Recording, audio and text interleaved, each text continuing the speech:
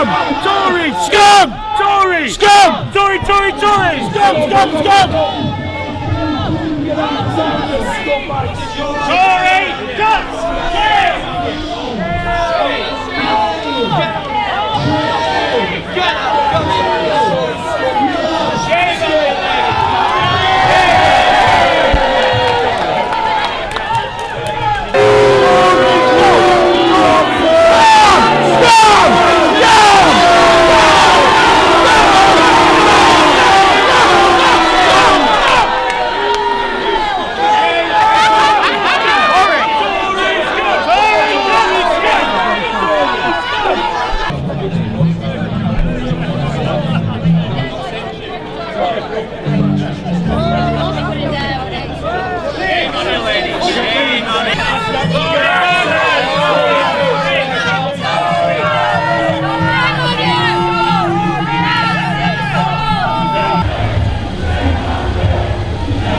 Chancellor's a cracker.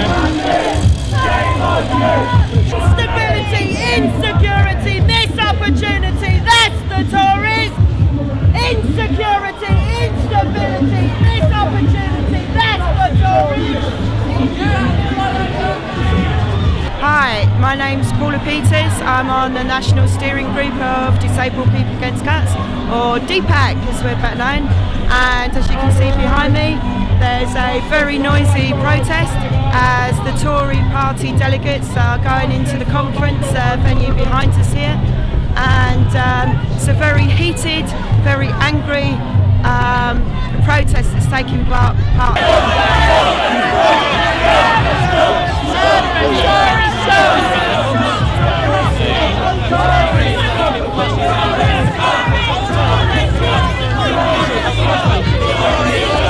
Hashtag today is ITS murders. He's wanted for murder of disabled people. So we're here to protest at the cuts to social security benefits, cuts to care packages, cuts to services disabled people need, and we want rid of them.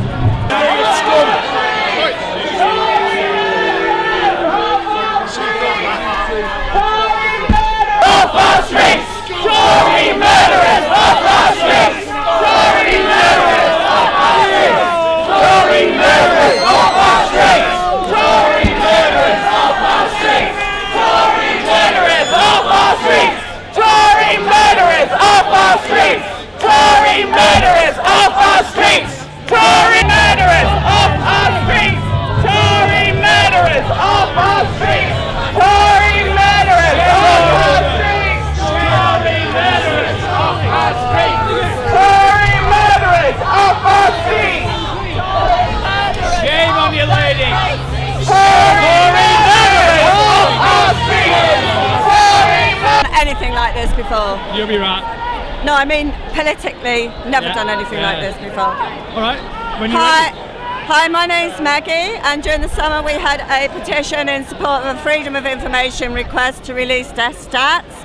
250,000 people signed it, and many thanks to Labour and the SNP for getting it through.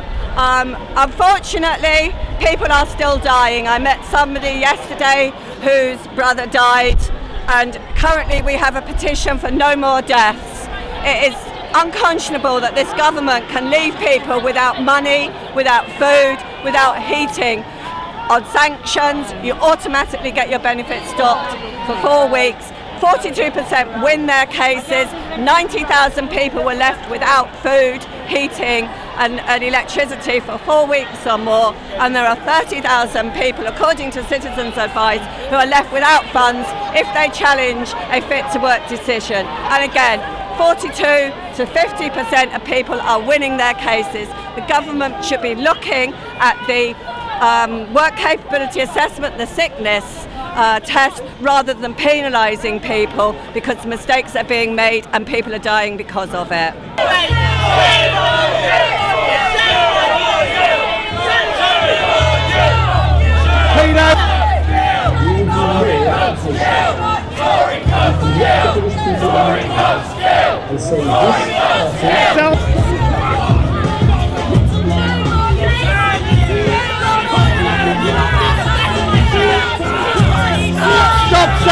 It's not yours.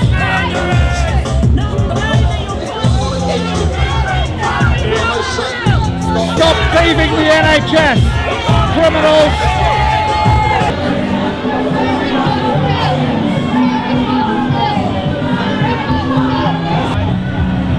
The IDS murders, the truth is out there, but he won't release the figures because he's a scumbag.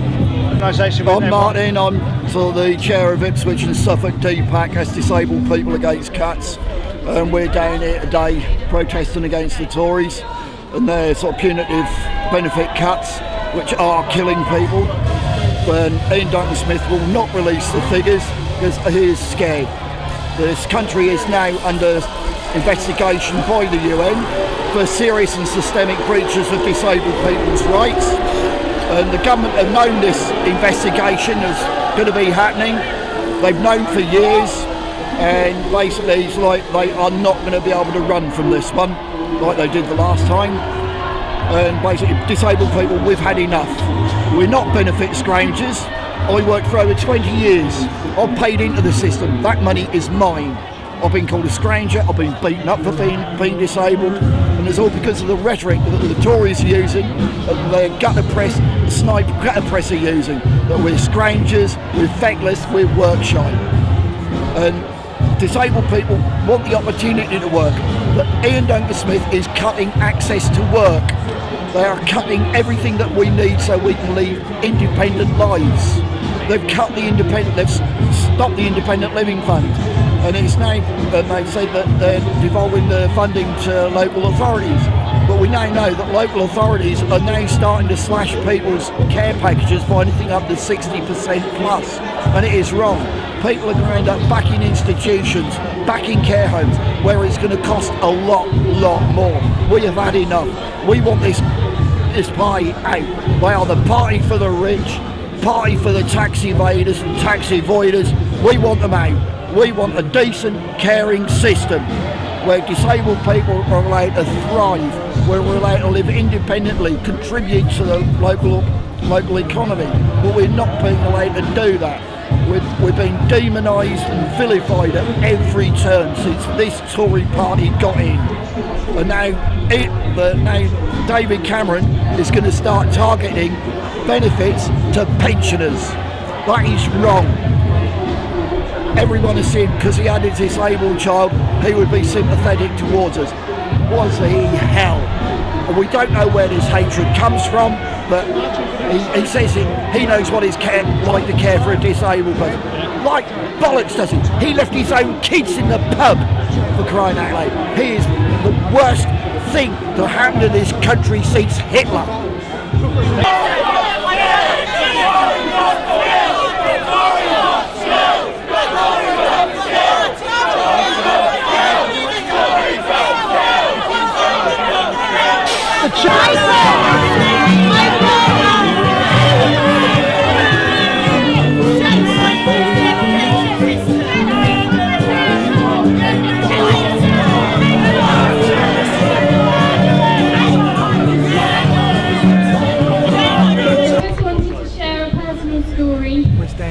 My mum is a 61-year-old severely disabled lady And if not, with terminal cancer, and in January she failed to attend her work capability assessment because she was in bed, bedbound with flu. She could hardly walk. They decided that failure to attend this meeting meant she was no longer entitled to any benefits. She spent the last 7 months of her life fighting the DWP and cancer, and the DWP fight caused her more distress. She died in August. She never got the benefits that she was entitled to. They also failed to tell her she had a right of appeal, and we've got all the evidence of this. I'm here today to highlight her issue, but also to say, and quote Gandhi, "First they ignore you, then they laugh at you, then they fight you, and then we win." We cannot let people tread all over our rights and suppress us. People with disabilities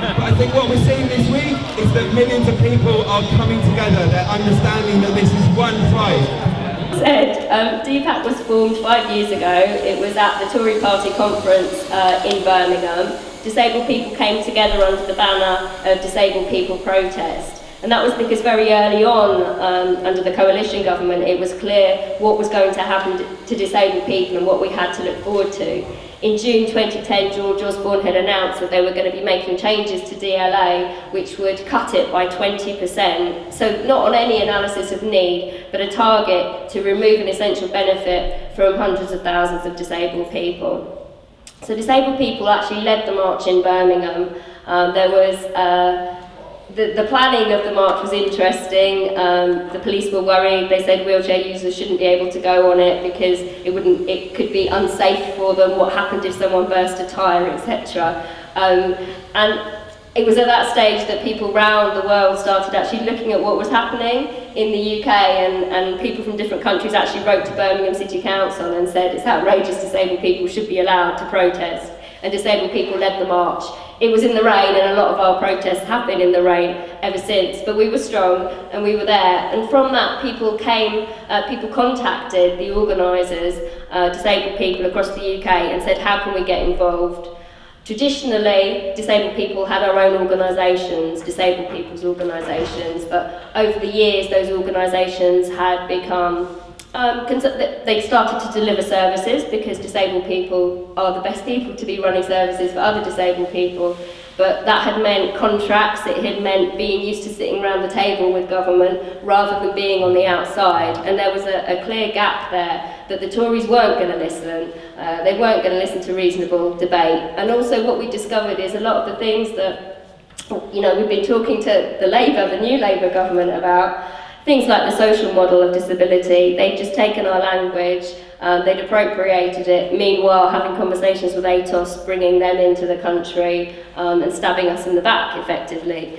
So disabled people realised that we needed to have a radical edge again. That was the only way that we were going to defeat the Tories. And disabled people wanted to win. We knew it was important to win because we knew the impact of their policies on deaf and disabled people and the brutality of it. And very soon after the work capability assessment was rolled out, Dpact started getting correspondence on a daily, weekly basis from disabled people who didn't know what to do. They'd been found fit for work, they had no money coming in, they were absolutely in despair. And so Dpact decided that there needed to be some kind of network of people that were coordinated, that were working effectively, and who were going to take this on and fight it. Dpact was founded on a number of principles. One of them is the social model of disability, which is the idea that there's nothing wrong with us as disabled people ourselves. Society disables us when it's inaccessible to us, when it excludes us.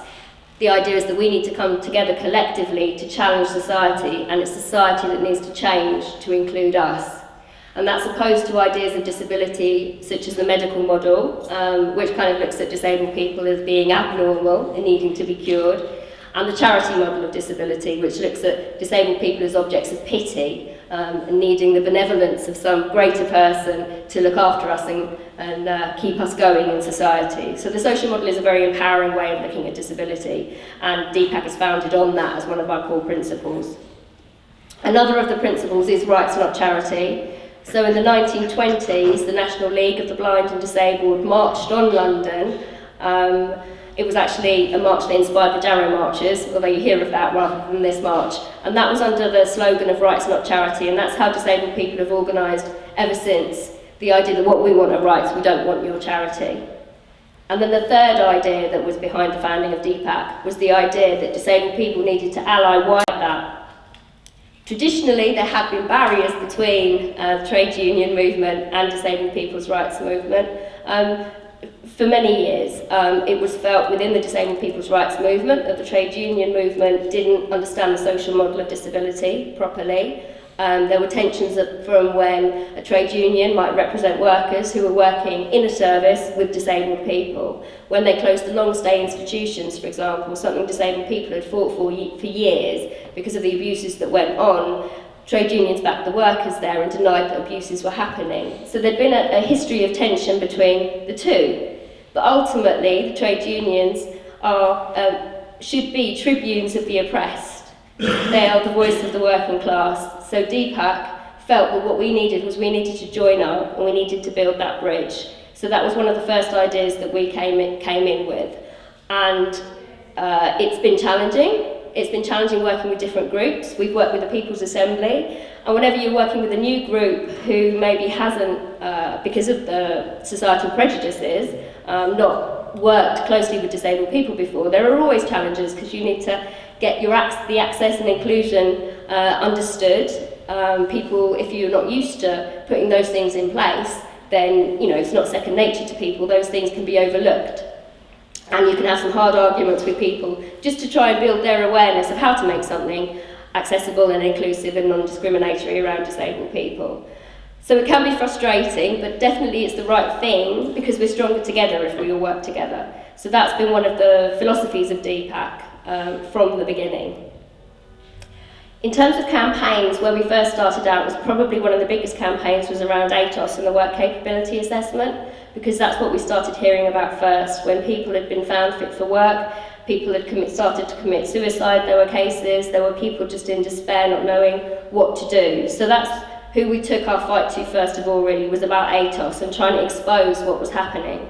And it was very difficult at first. I think the fact that now ATOS is such a poisonous brand, a lot of people have heard of ATOS and the work capability assessment, but that only came about through consistent challenging and fighting. We turned up time after time outside the ATOS headquarters in the centre of London. People didn't know what we were there for, but we kept fighting it. And tragically, more and more people were being affected by it. We supported those people to share their stories, and then we started national days of action. So people across the country would go out and protest outside their local ATOS assessment centre. And then we had the Paralympics, which was sponsored by ATOS, which gave us a great opportunity to kind of break through in terms of getting more media attention for it. So we held anti-ATOS games, as we called them, which was a week of action that coincided with the Paralympics. It culminated in an occupation of the DWP headquarters and about 500 protesters moving from ATOS, where we were outside the headquarters, down in solidarity to join the disabled activists who gained access and were occupying the DWP. And that was the moment when we really broke through public consciousness to raise awareness of what was happening to disabled people. The next big campaign we looked at was the Independent Living Fund. That was closed to new applicants in December 2010. The Independent Living Fund provided essential support to enable disabled people to live in the community. It was set up in 1988 so that people with high support needs could live where they wanted, with whom they wanted, rather than being stuck into institutional care, residential care, living with people you didn't want to live with, being told when to go to bed. The Tories shut it to new applicants in December 2010. And they always had a plan to shut it permanently, but by dividing it and shutting it to new applicants first, it was a staged process which made it harder to challenge. Disabled people weren't connected and mobilised enough when they shut it for there to be an outcry in December 2010.